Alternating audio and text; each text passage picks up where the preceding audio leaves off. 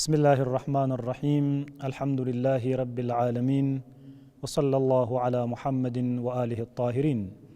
Watukufu watazamaji, assalamu alaikum wa rahmatullahi ta'ala wa barakatuhu.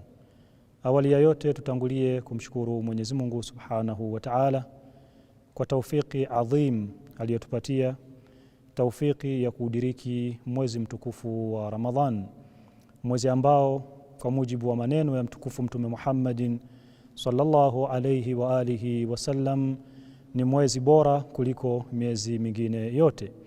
Lakini pia ni mwezi ambao tupo katika dhifa ya Mwenyezi Mungu Subhanahu wa Ta'ala, kama alivyosema Mtume sallallahu alayhi wa alihi wasallam, huwa shahrun du'itum fihi ila dhiyafatillah, kwamba ni mwezi ambao mmeitwa na mmealikwa katika dhifa ya Mwenyezi Mungu Subhanahu wa Ta'ala.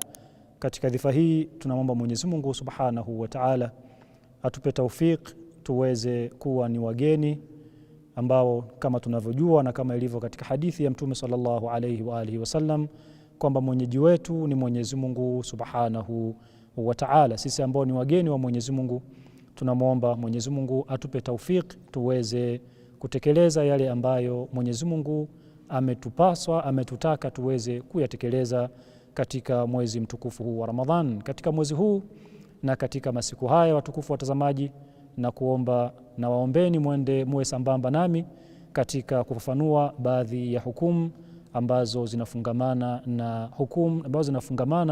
na funga ya mwezi mtukufu wa Ramadhan.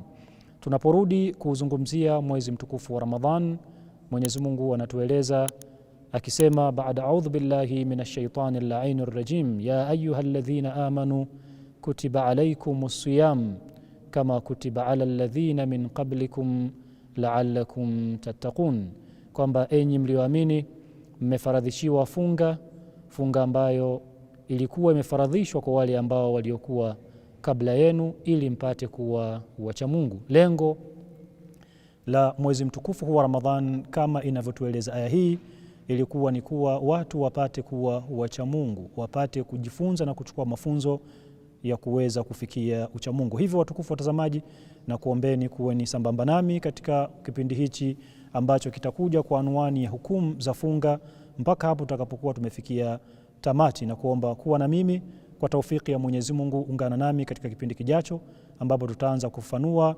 baadhi ya hukumu. Aqulu qawli hadha wa astaghfirullah li wa lakum. Wassalamu alaikum wa rahmatullahi wa barakatuhu.